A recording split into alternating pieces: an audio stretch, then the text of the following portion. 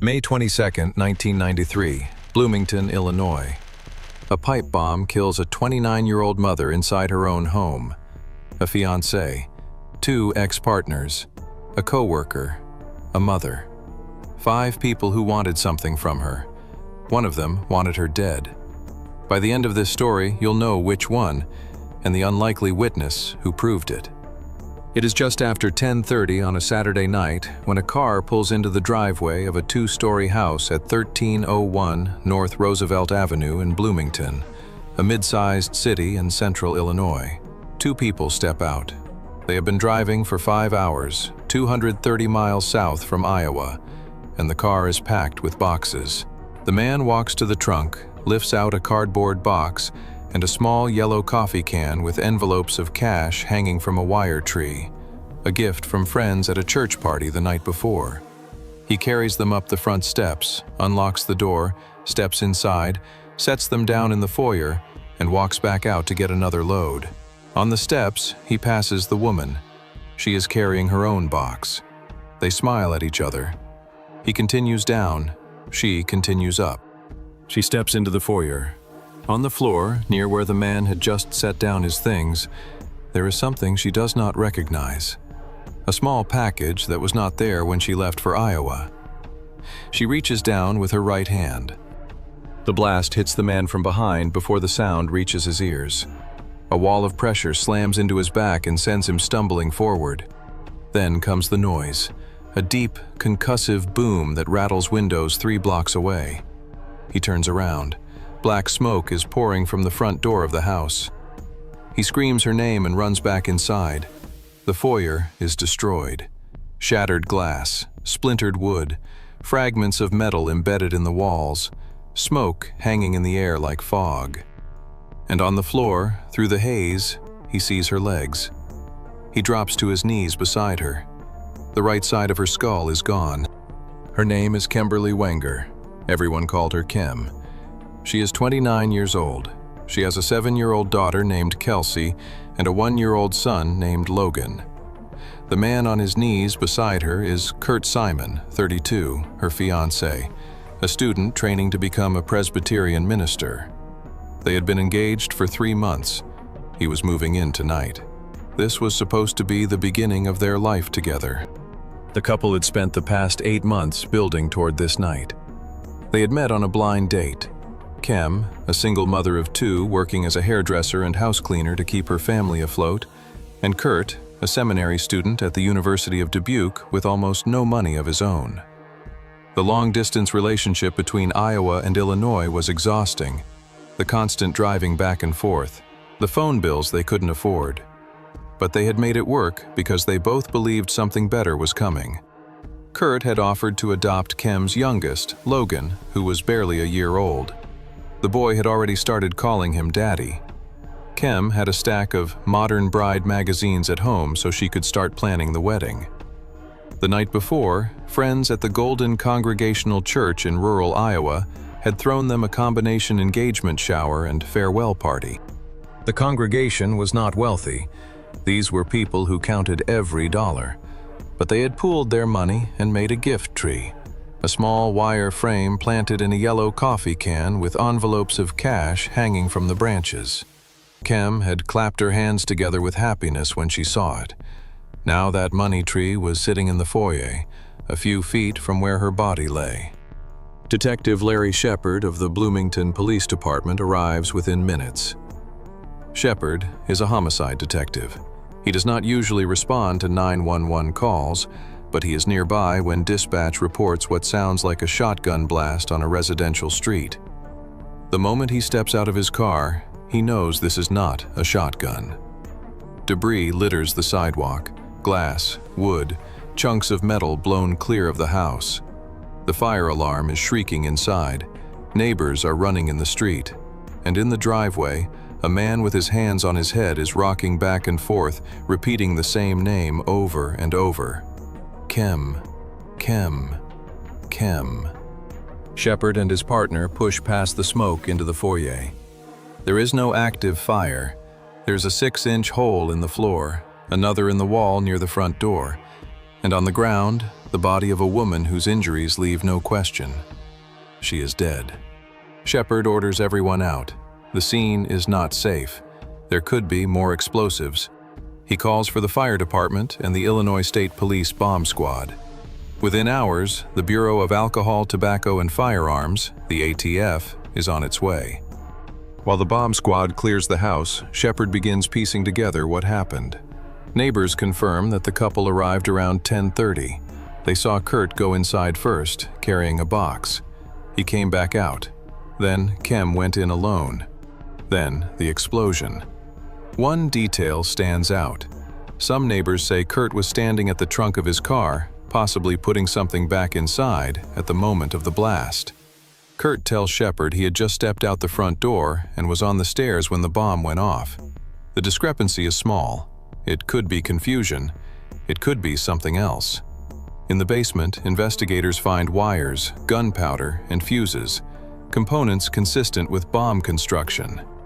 Shepard looks at the foyer where the bomb detonated. He looks at the basement where the bomb was apparently built. And he looks at the man in the driveway who walked through the same door minutes earlier and walked out alive. Kurt Simon becomes suspect number 1. Before we get to what happened next, if you want more stories like this, hit subscribe, because the list of people who might have wanted Kem Wenger dead was just getting started. Shepard takes Kurt to the station. The interrogation lasts more than an hour, stretching past dawn into Sunday morning. Kurt is emotional, shaking, but coherent. He insists he saw nothing unusual in the foyer when he walked in. He says he does not know anything about the bomb-making materials in the basement. He denies putting anything into his trunk, and he does something Shepard doesn't expect. He starts naming other people the detective should be looking at. There is Dale Fosdick, 31, the father of Kem's 1-year-old son Logan. Dale and Kem had a volatile relationship. He was chronically late with child support, and he had a habit of walking into Kem's house uninvited, as though he still lived there. Kurt had recently confronted him about it. Dale did not take it well. There is Todd Wenger, Kem's ex-husband and father of her daughter Kelsey. Todd and Kem fought constantly over custody and money. Todd and Dale were friends, which frustrated Kem. And then there is Kem's mother, a woman named Wilma who went by Cricket Lewis. Kurt does not hold back. He tells Shepard that Cricket is every kind of evil. She hated Kurt. She hated that Kem was with him, and the feeling, clearly, was mutual. Shepard lets Kurt go. He does not have enough evidence to hold him, but he is not done with him either. Over the next 24 hours, the investigation expands in every direction. Shepard's partner interviews Dale Fosdick a few hours after the explosion. Dale appears shocked. He answers questions cooperatively, though his infant son keeps interrupting. He admits there was tension with Kem, but he has an alibi. He was with family in the morning and doing yard work in full view of his neighbors for the rest of the day. Phone calls to those neighbors support his account. Todd Wenger comes in voluntarily. He is nervous, wringing his hands, but he provides a detailed account of his movements. He was with his daughter and his new girlfriend all day, with multiple witnesses. His alibi checks out. Then a new name surfaces. Kem's sister Joni tells Shepard about a former coworker named Phil Hartman. Kem had filed a sexual harassment complaint against Phil and received a settlement. Phil had allegedly threatened to get her for it. Shepard reaches Phil by phone. He says he is working in Louisiana, hundreds of miles from Bloomington. Shepard adds him to the list but keeps him low. No technical background and a long way from the crime scene. Think about where the investigation stands at this point. 5 suspects. A fiancé who survived a bomb that killed his partner seconds later. 2 ex-partners with motive and access. A coworker with a grudge. And a mother who, when Shepard visits her, shows no grief at all, only fury that her dead daughter's life insurance policy does not name her as a beneficiary. Cricket Lewis does not cry. She does not ask about the investigation. She rants about Kurt ruining Kem's life, about how Dale Fosdick was the better partner, about how Kurt had forbidden her from calling her own daughter. Shepard watches this performance and wonders whether he is looking at selfishness, complicated grief, or guilt. 5 suspects, 5 possible motives, and not one piece of evidence that points clearly at any of them. Shepard went home late Sunday night. He had been awake since Saturday morning, more than 36 hours straight. But sleep did not come easily. The bombing was making headlines across Illinois. By Sunday morning, reporters had crowded the police station lobby, pushing for details. Citizens across the state were calling 911 every time they saw an unfamiliar package on their doorstep. The paranoia was spreading fast. And Shepard was leading an investigation with 5 suspects and 0 physical evidence tying any of them to the bomb. He knew the pressure was only going to increase. The ATF's involvement meant federal resources, but also federal scrutiny. Every decision he made from this point forward would be examined. When he returned Monday morning, he poured himself a cup of coffee and stood in the station hallway, thinking about the case.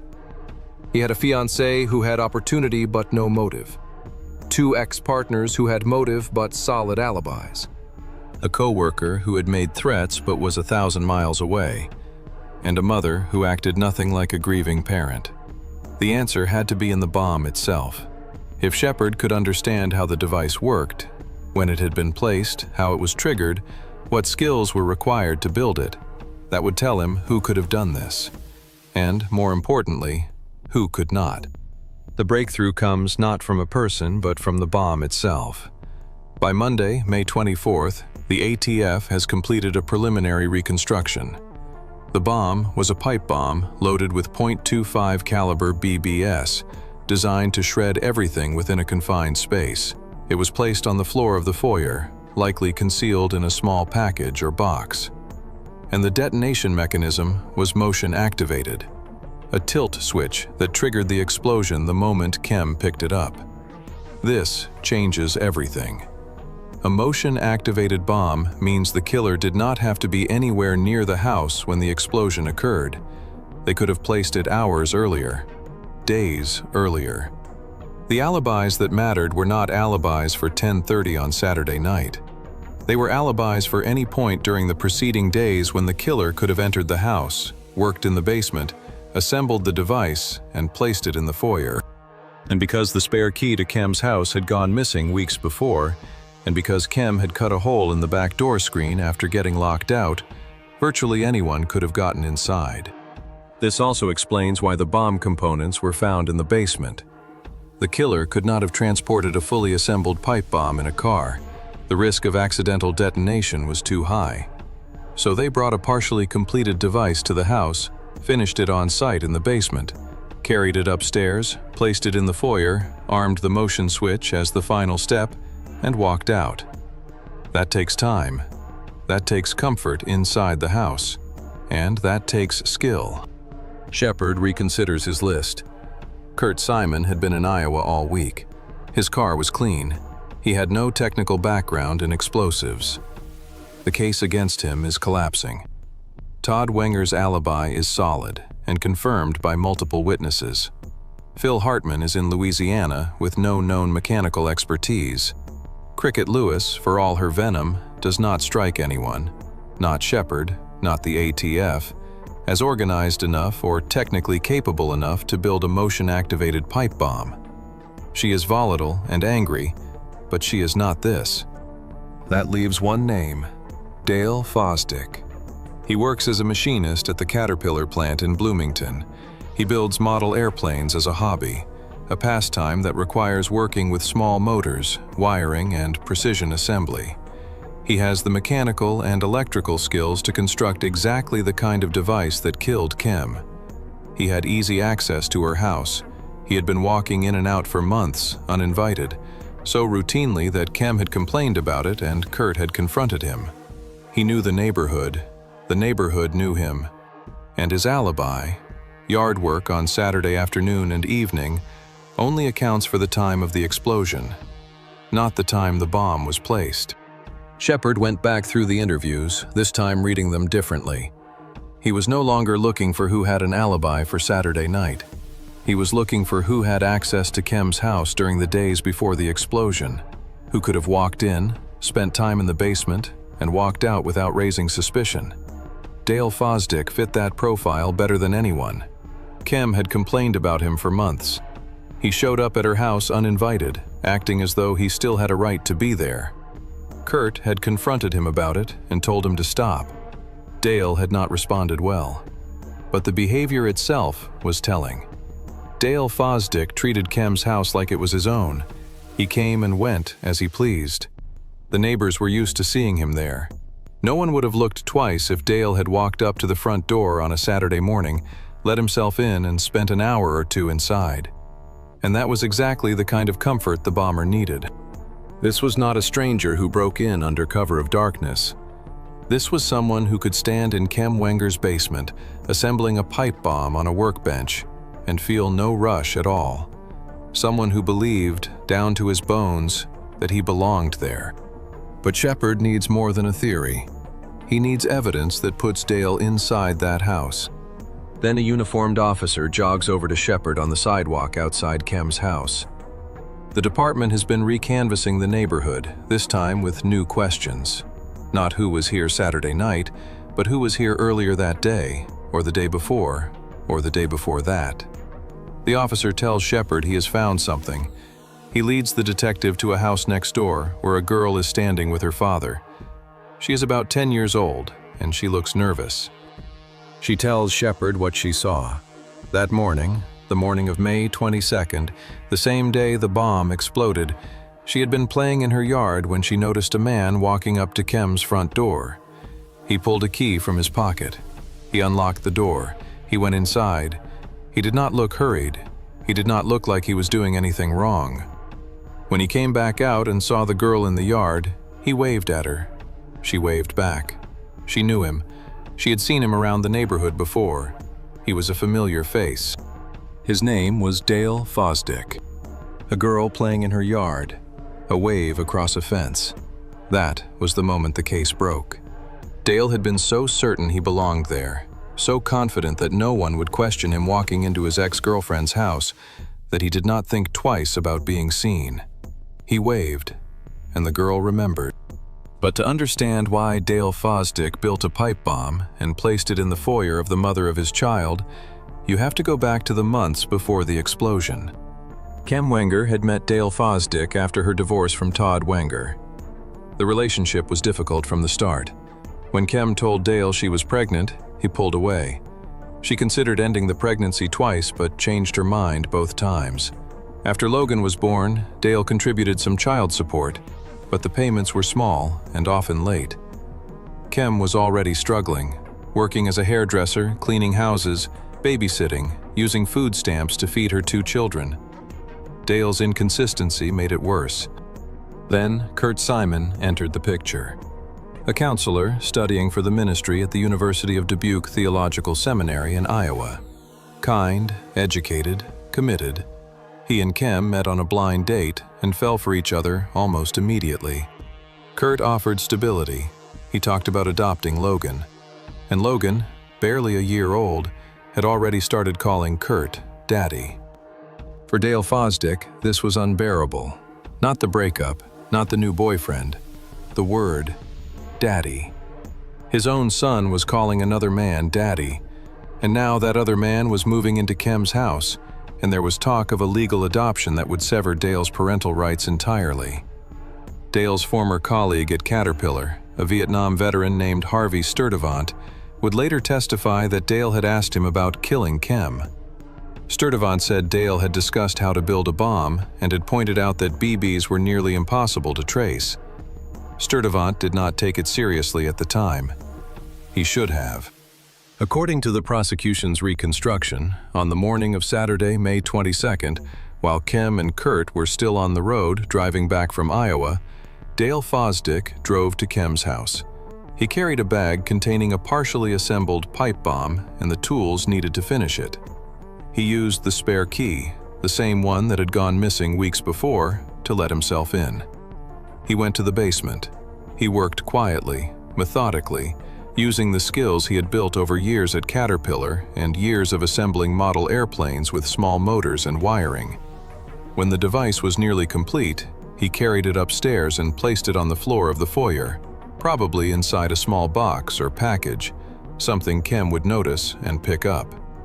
Then he completed the final step, the most dangerous one, arming the motion-activated tilt switch.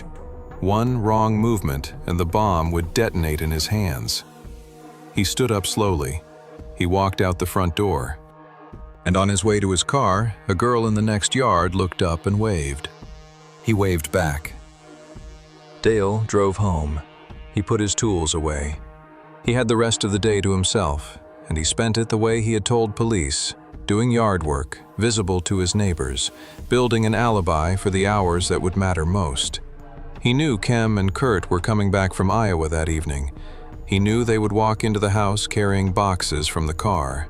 He knew the package on the foyer floor would catch someone's attention, and he knew that whoever picked it up would not survive. The bomb was powerful, packed with .25 caliber BBS that would turn the pipe into a fragmentation device at close range.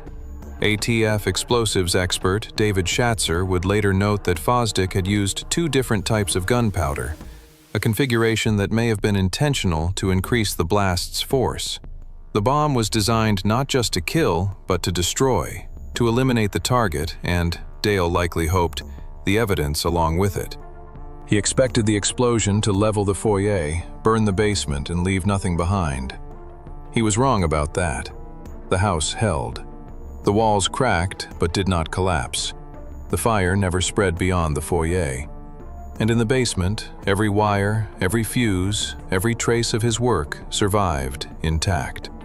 That evening, while Dale was at his apartment and his alibi witnesses could account for his whereabouts, Kem Wenger walked into her own foyer and picked up a package that should not have been there. The tilt switch engaged. The pipe bomb detonated. BBS and shrapnel ripped through the foyer at close range. The blast destroyed the right side of her skull. She was dead before she hit the floor. Kurt Simon, who had been standing just outside the front door seconds earlier, survived because he had already turned and started down the steps.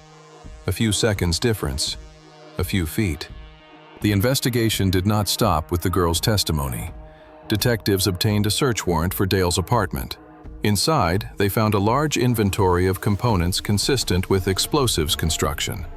On the kitchen table, Dale had placed a row of tools, and next to them, a newspaper clipping of Kem's obituary. Investigators could not determine whether this was an act of remorse, a taunt, or simply carelessness. But the tools on that table would prove critical. A TF toolmark examiner, John O'Neill, analyzed the wire cutters found at Dale's residence and compared the distinctive marks they left to cut marks found on fragments of the bomb recovered from Kem's foyer. The patterns matched. O'Neill testified that in over 20,000 entries in the ATF's explosives database, fewer than a handful of pipe bombs had ever been found with the specific construction detail used in this device, an end cap with 2 holes drilled in it. Dale's tools had made those holes. O'Neill's testimony was the forensic centerpiece of the case. Using an electron microscope, he had compared the striations, the microscopic scratch patterns, left by Dale's wire cutters to the cut marks found on the bomb fragments pulled from Kem's foyer. Tool marks work like fingerprints. Every cutting tool develops unique imperfections on its blade through use, and those imperfections leave distinct patterns on whatever they cut. 2 different pairs of wire cutters will never produce the same marks. O'Neill had spent months on this analysis, examining fragment after fragment under magnification, aligning the patterns, documenting every match. When he presented his findings, he did not equivocate. The marks on the bomb fragments were consistent with, and only with, the wire cutters recovered from Dale Fosdick's apartment. Kurt Simon, who attended every day of the trial, would later describe watching O'Neill's testimony as a turning point. He said he watched the slides from the electron microscope and saw how O'Neill had lined everything up, this painstaking, unbelievably difficult work, and was able to pin the hard evidence to this bomb, to this killer. And Kurt said he thought to himself, "I have some new heroes now." Additional evidence stacked up. Walmart receipts from Dale's home showed purchases of .25 caliber BBs. the same type packed into the bomb. Records showed he had mail-ordered hollow grenade casings and waterproof fuses. He claimed the fuses were for a 4th of July celebration. The 4th of July was 6 weeks away. Dale Fosdick was arrested on June 20, 1994, 13 months after the bombing, and charged with first-degree murder. The road to conviction was not straightforward. The first trial ended in a mistrial. One juror held out, another became too ill to continue. A second trial began. The defense portrayed Dale as a devoted father, too mild, too gentle to build a bomb. His supporters called him wimpy. His lawyer challenged Kurt Simon on the stand, asking why he thought he had the right to take another man's child. Cricket Lewis took Dale's side, holding his hand in court and kissing his cheek. She told the jury that Dale was a good father and that Kurt Simon had destroyed her family. But the prosecution played a tape recording of a phone conversation between Dale and Kem. On it, Kem's voice was sharp and sarcastic. She told Dale he had not cared about Logan at all, not until she started dating Kurt. Then, suddenly, the love started pouring out, she said. Todd Wenger, Kem's ex-husband, testified that Dale once told him he would rather quit his job than give Kem a dime in child support. And Harvey Sturdivant took the stand and told the jury that Dale Fosdick had asked him to kill Kem and had discussed in detail how to build a bomb that would do it. After 43 hours of deliberation, the jury returned its verdict on February 26, 1996. Guilty, first-degree murder. A single juror voted against the death penalty. Dale Fosdick was sentenced to 55 years in prison. At sentencing, Kurt Simon addressed the court. The rest of us, he said, have been sentenced to life without Kem. Dale Fosdick never confessed. On September 21, 2010, while still incarcerated, he died of a sudden illness at the age of 48. He had served 14 years of his 55-year sentence. The girl who waved at Dale Fosdick that Saturday morning was roughly 10 years old. She did not understand what she had witnessed. She did not know that the man walking out of her neighbor's house had just placed a bomb on the floor. She only knew that she recognized him. He was someone she had seen in the neighborhood many times before, and so she waved, and he waved back, because that is what neighbors do. It was the most ordinary moment imaginable, and it was the single detail that broke the case. Dale Fosdick had counted on being invisible. He had walked in and out of Kem's house for so long, so casually, so entitled, that he assumed no one would notice one more visit. He was right about the adults. He was wrong about the child. Kem Wenger's daughter Kelsey went to live with her father, Todd Wenger. She grew up to become a case manager for the Salvation Army, working with people in crisis. Kem's son, Logan, the boy whose first word for another man set everything in motion, was raised by Dale's parents, Beverly and Sylvester Fosdick. He graduated from Eureka College in 2014. In 2016, he joined the Bloomington Police Department, the same department that investigated his mother's murder. He now wears the badge of the city where she was killed. The night before the bombing, friends at the Golden Congregational Church in Iowa had thrown Kem and Kurt a surprise engagement shower. They gave the couple a money tree, a small wire tree planted in a yellow coffee can with envelopes of cash hanging from the branches. It wasn't much. The congregation wasn't wealthy, but it was everything they had. Kurt carried that money tree into the foyer of 1301 North Roosevelt Avenue on the night of May 22, 1993. He set it down and walked back outside to get another box. Kem walked in after him. The money tree survived the blast. Kem did not. She had a stack of Modern Bride magazines waiting in the house. She never opened them. A mother was killed because a man could not accept that his son might call someone else Daddy. A pipe bomb built with model airplane skills and Walmart receipts, placed by a man who was so sure he was invisible that he waved at a child on his way out. That is what this case comes down to: entitlement so deep that it felt like belonging, and a 10-year-old girl who remembered a wave. Was justice served with 55 years, and a death in a prison cell? Or did it end 14 years too early? If you know someone who should hear this story, share this video. And if you think the people closest to you could never be the most dangerous, there is another case that says otherwise. One detail, one person no one suspected. It is right here.